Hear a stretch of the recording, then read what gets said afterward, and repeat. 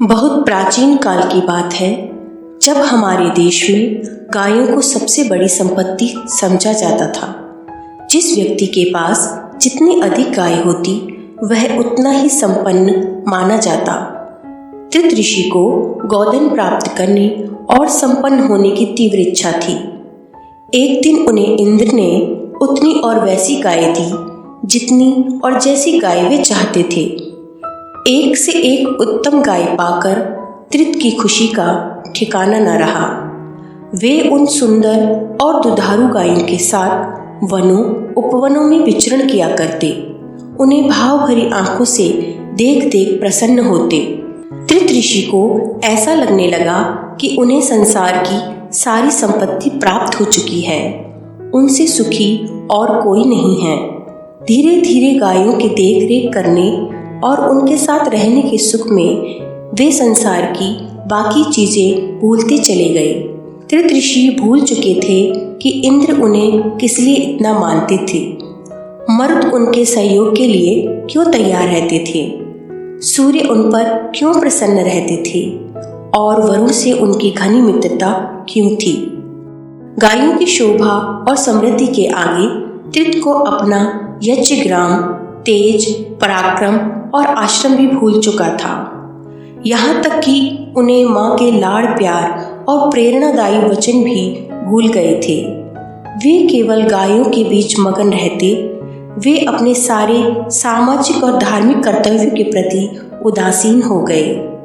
उनके इस व्यवहार से आश्रम की व्यवस्था लड़खड़ा गई। पठन पाठन आदि दैनिक कार्य ठप हो गए। अनेक आश्रमवासी छात्र, तपस्वी, आश्रम की देखभाल करने वाले संरक्षक अन्यंत्र चले गए। आश्रम उजाड़ सा हो गया। आत्मविस्मृति की दशा में पहुंचे हुए त्रित की शक्ति क्षीण हो गई थी। त्रित में देह का बल तो था, पर देह के बल को मन का बल संचालित करता है। इसलिए त्रित की देह का बल मन के बल के बिना व्यर्थ हो गया। आत्मबल के बिना मनोबल और देह बल टिक नहीं पाते। इसी आत्मबल को त्रित ऋषि विस्मृत कर चुके थे। एक दिन जब सुदूर वन में त्रित अपनी गायों के साथ विचरण कर रहे थे, उन्हें सालवर्की नामक दैत्य के लुटेरे पुत्रों ने घेर लिया और कहा, ये गाय हमारी है, हम इन्हें ले जाएंगे। इस प्रकार की घटना के लिए त्रित तैयार नहीं थे। उन्होंने विनयपूर्वक कहा, ऐसा मत कहो, ये मेरी गाय हैं, ये मेरे प्राणों के समान प्रिय हैं। इन्हें मुझसे दूर मत करो, मेरे प्राण निकल जाएंगे।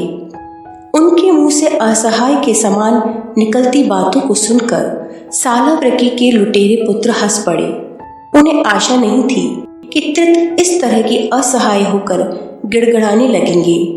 उनमें विरोध करने की क्षमता नहीं रहेगी। वास्तव में डर तो उन लुटेरों के मन में था कि त्रित के तेज और पराक्रम से उन्हें लोहा लेना पड़ेगा।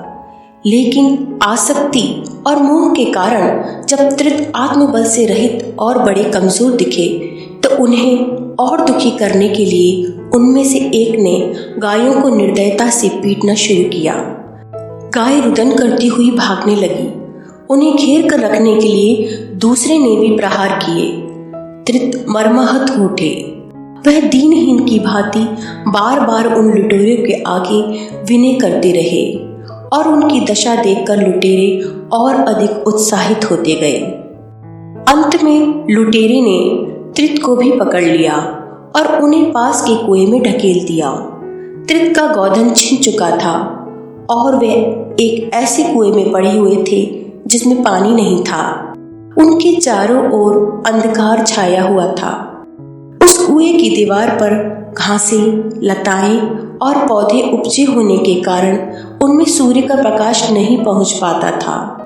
कुआं बहुत गहरा था। उसमें दुर्गंध भी फैली हुई थी। उजाले से भरे संसार में रहने वाले त्रित ऋषि घने अंधकार में डूब गए। धन समृद्धि की आसक्ति और मोह के अंधकार में तो वो पहले ही डूब चुके थे। इस अंधकार में ही तो उन्होंने अपने सगे संबंधियों और मित्रों को अपने तेज, पराक्रम और आत्मबल को भुला दिया था। उन्हें लगने लगा भूख प्यास और वहां की दुर्गंध से उनके प्राण अवश्य निकल जाएंगे।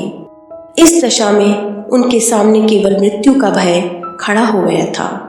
त्रित ने विचार किया, वह इस दशा में कैसे पहुंचे? धन समृद्धि के मोह के कारण। गोधन उन्हें कैसे प्राप्त हुआ? इंद्र को युद्ध में उनके द्वारा दिए गए सहयोग के कारण। उन्हें इंद्र को सहयोग देने की क्षमता कैसे मिली? मरुत और वरुण की मित्रता के कारण। मरुत और वरुण उनके मित्र कैसे हुए? सूर्य की उपासना करने के कारण। उन्हें सूर्य की उपासना का ज्ञान कैसे मिला? माँ के प्रेरणादायी वचन और मार्गदर्शन के कारण। त्रित को माँ की बहुत याद आने लगी। वे माँ के लिए व्याकुल हो उठे। उनकी आत्मविस्मृति दूर होने लगी। उन्हें याद आया, मैं त्रित हूँ, मैं एक मंत्र दृष्टा ऋषि हूँ।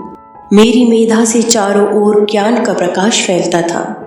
मेरे यज्ञ और स्तवन से 10 दिशाओं में शांति उत्पन्न होती थी। मेरा आश्रम कितना भरा पूरा था।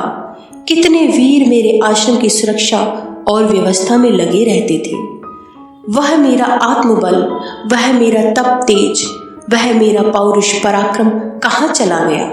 हे ईश्वर, मैं किस मोह में पड़ गया और सब कुछ गवा बैठा। पर नहीं, अब ऐसा नहीं होगा। मैं असहाय नहीं हो सकता, मैं निर्बल नहीं हो सकता, मैं विपन्न नहीं हो सकता। मैं वही अजय त्रित हूँ जिसने त्रिशिरा को अपने तेज और पराक्रम से मार गिराया था। त्रित ने देवताओं के गुरु बृहस्पति की स्तुति की। उनका आत्मबल जाग उठा। उन्होंने कुएं की दीवार पर उपजे मजबूत पौधों और लताओं का सहारा लिया। वे धीरे धीरे प्रयत्न पूर्वक कुएं से बाहर निकल आए। कुएं से बाहर निकलने के बाद त्रित बिल्कुल बदल चुके थे। उनमें कहीं मोह का अंधकार शेष नहीं था। वे अपने भूले हुए सगे संबंधियों और मित्रों की आवश्यकता पहचान चुके थे। उन्हें अपने भूले हुए तेज और पराक्रम की याद आ चुकी थी।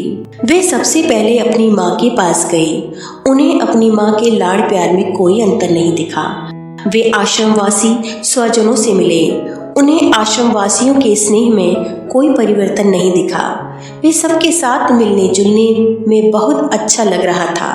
उन्होंने आश्रम की व्यवस्था नए सिरे से सुदृढ़ की। जो आश्रमवासी आश्रम छोड़ के चले गए थे, वे वापस आ गए। आश्रम हरा भरा संपन्न दिखने लगा। कुछ दिनों बाद उन्होंने एक यज्ञ का आयोजन किया। उस यज्ञ में सभी देवगण उपस्थित हुए। उनके प्रिय मित्र मरुत और वरुण भी आए और इंद्र भी पधारे। उन्होंने सूर्य की पुनः उपासना की। सूर्य भी त्रित से प्रसन्न हुए। त्रित की माँ ने उनके उत्तम यज्ञ को देख और उन्हें गले से लगा लिया। त्रित के तेजस्वी स्वरूप को देखकर पुनः आश्रम वासियों में उत्साह और उल्लास छा गया। उनका मस्तक ऊंचा हो चुका था। उनकी छाती चौड़ी हो गई थी। उनकी भुजाएं फड़कने लगी थी। वे अपने कर्तव्य के प्रति सचेत रहने लगे। उनकी आत्मविस्मृति दूर हो चुकी थी। वे अपनी खोई हुई संपत्ति पाने के लिए जागरूक हो उठे। उनके प्रयासों की भनक लगते ही सालावृकी के लुटेरे पुत्र भयभीत हो उठे। वे त्रित की गायों को लौटाने आए। उन्होंने त्रित से क्षमा मांगी। त्रित ने उन्हें क्षमा करते हुए कहा, जब मैं अपने आप को ही खो चुका था, पूरी तरह आत्मविस्मृत हो चुका था, तब क्या मेरा कुछ भी मेरे पास रह पाता? अच्छा हुआ कि आप लोगों ने मेरी आत्मविस्मृति को मिटा दिया और मैं अपने आत्मबल, तेज पराक्रम और कर्तव्य को पहचान सका। आत्मविस्मृति खुली। आंखों की गहरी नींद है। गहरी नींद में सोए हुए व्यक्ति की संपत्ति लुट जाए तो इसमें आश्चर्य क्या? सब प्रकार से संपन्न और समृद्ध होने के लिए आत्मजागरण बहुत जरूरी है। दोस्तों, आप लोगों ने देखा, मोह के आवेश में आकर व्यक्ति अपने आत्मबल को किस प्रकार खो देता है। इसलिए इस सृष्टि में हमें निर्लिप्त भाव से कार्य करते हुए आगे बढ़ना चाहिए, क्योंकि यही एक मार्ग है जिसमें हम अपने आत्मस्वरूप को पहचान सकते हैं। आत्मबल ही हमारी वास्तविक शक्ति है। यही हमें प्रेरणा देती है कि हमें इस संसार में रहते हुए अपने कार्यों को किस प्रकार से संपादित करना है। इसके बिना हमारा शरीर बिना ईंधन की लकड़ी के समान है, जो बारिश पड़ने पर भीग चुकी है और प्रज्वलित करने पर भी प्रकाशमान नहीं हो पा रही है। यही वो आत्मबल है जिसके कारण हनुमान जी समुद्र लांघ गए थे। सूर्य को भी उन्होंने अपने मुख में रख लिया था। हम इस संसार में जितने भी महत्वपूर्ण कार्यों को करते हैं वो सब इस आत्मबल के कारण ही संपन्न हो पाता है। और इस आत्मबल को अपनी स्थिति में बनाए रखने के लिए हमें अपने आसपास के मोह माया का त्याग करते हुए निर्लिप्त भाव से इस संसार में रहना होगा। आपको ये कहानी कैसी लगी कृपया करके कमेंट में लिखकर ज़रूर बताएं।